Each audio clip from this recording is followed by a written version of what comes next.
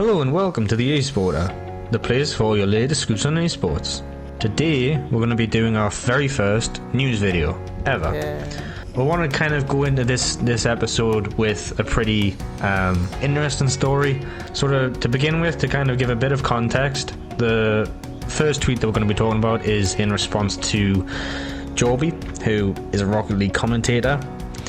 He said on Twitter, "Give me your hottest Rocket League esports takes down below. It can be about a team, player, region, anything. Spice them up." And a lot of our tweets on this episode are actually going to be in response to that, but the first one also is. And the first one that we're going to talk about is Lachinio's. And Lachinio responded saying, "One RLCS a year, split the year into several minors and majors. At this point, Rocket League RLCS feels too normal, and it needs to be made to feel like Worlds in League of Legends." I do agree with Lachinio that especially right now everybody's feeling that. There's been practically no off season in between the previous RLCS and this one. It is a bit of a questionable move from Rocket League. Julian, do you have any different? I do agree as well. I do strongly agree, to be honest. Maybe if you make RLCS just once a year and even increase the prize pool, so it actually feels like more competitive than it already is. Having too much like RLCSs in 1 year just makes it a bit less worthy than it already is. Like it should be something like just like the World Cup in real life. Like if any of you watch real life football, even if you don't watch, you probably heard or at least know that the World Cup is once every 4 years. And that's like I'm not asking Rocket League to make it like once every 4 years, because this is too much, and this is an esport after all, you know? Well, yeah, I agree with that side of things. As far as the prize pool goes, I'm not too certain exactly what's going on behind the scenes right now with Psyonix / Epic. That is a big question for a lot of people right now, is how much influence does Epic have? How much is Psyonix still in charge of things? Why hasn't much changed since Epic has took over? You know, they are obviously a company that everybody knows right now that they have a lot of money, and it seems to be that we're in kind of a like a limbo sort of state right now with Rocket League, and it's kind of affecting the esports as well. Rocket League is a game that has a lot of potential to do a lot of things in esports as a whole. It has the potential to completely change esports from what it currently is, to take it to a whole new level and bring every other esports up with it. But right now, it never mind leading the charge, it's just kind of, it's not even the biggest esport, and it's not really going anywhere at the moment. But I think definitely having more importance on the main tournament, RLCS, is going to be one of the things that does help the esports scene. Having RLCS too often is a bit of a waste right now, especially the teams that have just came into RLCS, the new like the teams that people don't know about so much.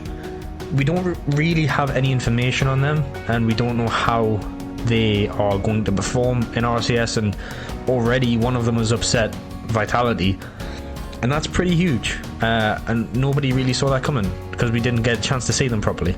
The next story that we're going to get into is a tweet from Gyro, who kind of confessed his love for Turbo, I suppose. He said, "At Turbo Pulsar, I am going to become you. Maybe not right away, maybe not win 4 world championships, but I will do everything within my power to get your playstyle, plus a bit more mechanical, because it's just natural for me to do so. I am looking up to you, Pierre." Sorry if I didn't say that name right. I'm assuming it's Pierre. Pierre. And if you don't know who Pierre is, that is Turbo Pulsar. Turbo responded with a simple response of nice. If there's gonna be like anyone you're gonna look up to, it's gonna be probably Turbo Pulsar. He's like arguably like the #1 esports player in Rocket League. I wouldn't say he's the best player in Rocket League, but he's definitely the best professional player in Rocket League. Like the best esporter, you know. Well, he's unarguably the most successful right now. Yeah, most successful, exactly. But I'm not really sure. Like he says, like, but I will do everything within my power to get your playstyle. Mm-hmm. I don't know about that. Like, Turbo's playstyle is not really easy or to get the hang of. Like, I don't know how you can actually copy Turbo Pulse's playstyle. I mean, you can of course like every now and then copy the Turbo Flick, that's fine. Everyone does it. But like, Yeah. his playstyle, I don't know about that. Especially with Gyro being a very offensive and aggressive player. Yeah, well, it's interesting because Gyro obviously has been... Pittsburgh Knights as a whole recently have not been performing too well. The Gyro that we seen the very first season with Mist, the very first RLCS season the Pittsburgh Knights had, Gyro seemed like such of an offensive, mechanically good player who, you know, he seemed to be the spotlight for the team in most parts. Rattles and Mist kind of went more into the background. But now that Mist has left the team, Mist is really shining and showing a lot of his ability right now. Whereas in comparison, Gyro is not really performing up to standard. But I don't know if that's because he is trying to turn into more of a passive player. Maybe that's what's causing him to not be going for such fancy plays anymore. In my opinion, it's worrying for Pittsburgh Knights because I don't think right now Pittsburgh Knights don't need a turbo pulsar in the team. You know, right now Pittsburgh Knights just needs to find some sort of chemistry, something that works. Only time can tell whether or not Gyro is going to become a better player because of this or a worse player. Into the third story, and this one is from that subpar but in HD guy. And he said, the whole anyone can beat anyone thing is dull as F. 8 teams that can all realistically beat each other, that just means a skill ceiling's been reached. A visual skill gap between top and bottom is what makes actual upsets so interesting and why the season is so damn good. And I personally couldn't agree with this more. I think one thing the commentators do have to stop doing sometimes when it comes to the series is saying things like anyone can beat anyone, because that's just not true. Like, people end up at the bottom of the leaderboard because they aren't as good as anybody else, and people end up at the top because they beat everybody else. At the end of the day, consistency is important and upsets do happen, but just because upsets happen doesn't mean that anyone can beat anyone. Yes, upsets are a part of the game. Things sometimes mess up, sometimes people play bad, sometimes people play really good, but that doesn't mean anybody can beat anyone. They need to make sure that they're like allowing people to know that it's not easy for anybody to beat a good team. Right, now the next one is again a response to Joby's tweet, and this one's going to be a bit longer because there is quite a few responses. So first of all, Gibbs responded saying, cars don't matter, they have never mattered, Flakes is just bringing it to light. If you don't already know, Flakes has been using the gizmo, as Joby would call it, or otherwise known as the Scarab, in RLCS, and he's been winning games. He's been doing very, very, very well. In response to this, Joby said response at James Bott, because James Bott doesn't agree with Gibbs, and James Bott responded saying, the Scarab's hitbox is shifted forward enough to negatively impact your play due to hitbox dishonesty. Gibbs don't know shh. And then someone else responded, he has the name of Mute Vicars. He responded saying, but it's still the same hitbox, it just looks different. If the most accurate hitbox visual was important, wouldn't everyone play in the Merc? Yeah, Flakes was called out on that too. So then James Bart responded saying, I also played Merc, there isn't hitbox shift like you see on the Scarab. In my opinion, Merc hitbox is pretty honest. Which I don't think James Bot's quite fully understood what Mute Vicars was actually saying, because I feel like he's just like repeated what he said. So then James Bot went and posted a couple of pictures of the Scarab hitbox and then compared it to the Merc hitbox, which you'll see on screen. I think it's one of those arguments that's been, this is an argument that's been around since the beginning of Rocket League, to be honest. I think they both have a point. The hitbox dishonesty could definitely put you off. Personally, I would never be caught dead playing in the Scarab because the hitbox dishonesty does put me off personally.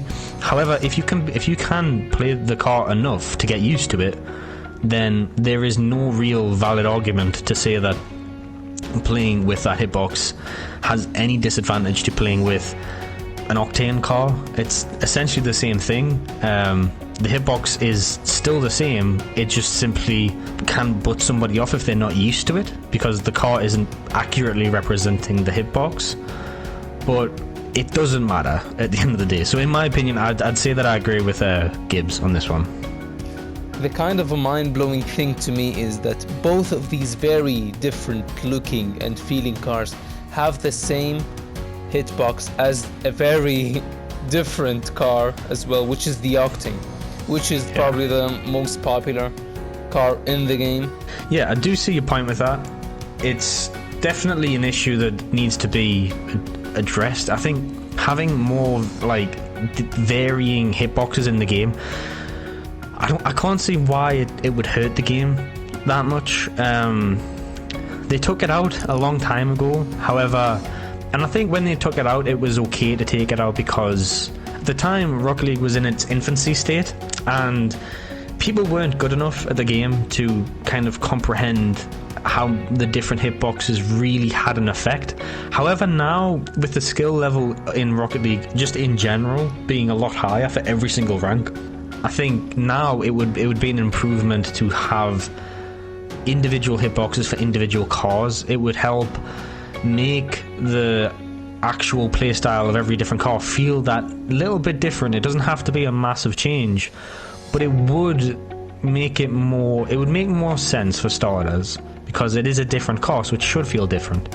And also, it would at least allow some variety. Some people could actually play a car that's very unpopular and yet still do very well with it, and who knows, maybe make a new meta where that car becomes the most important car to use in the game. For example, the Scarab, despite how ugly majority of people might think it looks, if they introduced an individual hitbox just for the Scarab, it could end up completely changing the meta and everybody might end up using the Scarab, not because of its looks but because of just how much of a better hitbox it is. Yeah, I think that is definitely something they could add.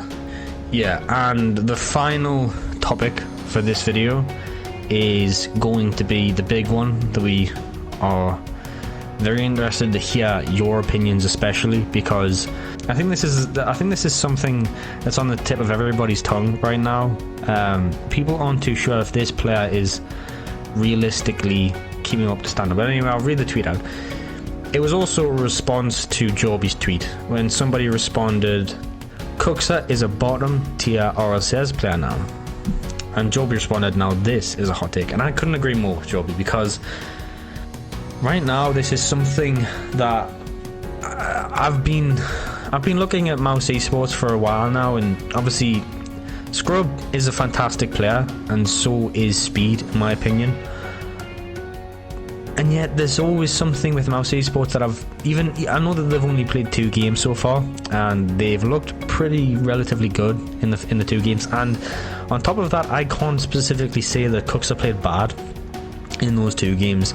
However, Kuxir is a player right now who is very much falling behind the meta, in my opinion, and I can imagine a lot of other people's opinions. He's a player that's been around since Season 1, as far as I'm aware, maybe Season 2, and he is a player that's been very stubborn in staying to his playstyle and not changing according to the meta, and it's worked once for him and then he's just never really changed or adapted to the meta since then. Yeah, but even without him, as far as I'm aware, not being able to do ceiling shots, that isn't necessarily the biggest issue. It just doesn't, to me, seem like he has a lot of mechanical ability overall as a play style. He doesn't seem to be as mechanically good as the average player in RLCS right now.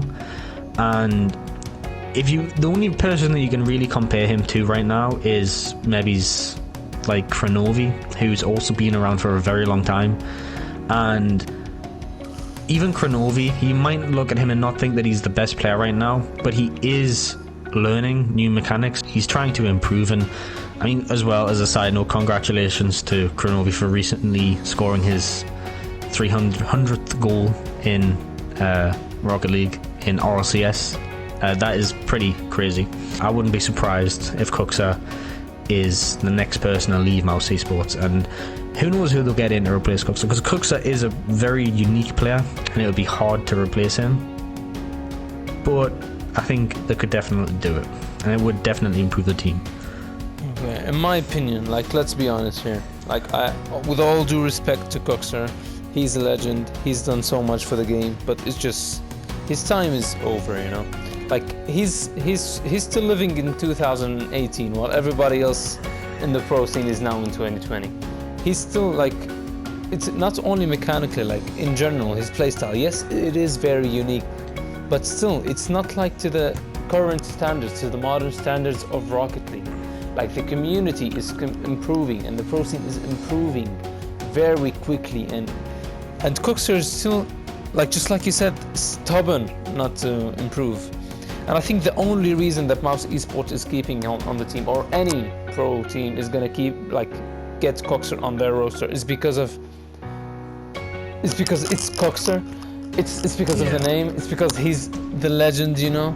It's not because he's specifically too good or he's specifically gonna, like, benefit the team in a way or another. But it's just like, okay, I get it. Like, I'd rather that Kuxir just retires now, just like Fireburner did, just like probably Kronovi is gonna do soon, and not just stay in the pro scene. That's my opinion. It might be too harsh on Kuxir, but still, I don't think Kuxir really belongs in the pro scene anymore. Yeah, I want to second that as well. Obviously, ton of respect for Kuxir. He has performed at a pro level for so long, and he's stuck to doing it his way, which is, like, very respectable. Honestly, to be playing at a pro level for as long as he has and to still be getting results, like, no matter what, he's never on a team that's at the bottom of the leaderboard. But I think now people are starting to question whether that's happening because of him or because of the people that's constantly surrounding him. He's constantly got very good players on his team, and yet they're never really getting anywhere. It's always mid-table, and I think over time people are starting to point a finger towards Kuxir, and I can't blame them. I think if Kuxir could prove something this season, then he can shut everybody up. He can shut me up, he can shut Julian up, he can shut, like, all the doubters up, all the haters. But right now, Julian is correct. Maybe if they end up finding the perfect player to replace Speed or replace Scrub Killer, then eventually they might click. But it seems so difficult right now to get anybody that works with Kuxir. No matter how good of a player they are, if they don't somehow revolve around Kuxir, it seems to just not work. Yeah, so that's it for our first news video on the channel. Please remember to subscribe so that we can continue making content like this. And as always, I'll be looking forward to seeing you on the next episode of The Ace Border.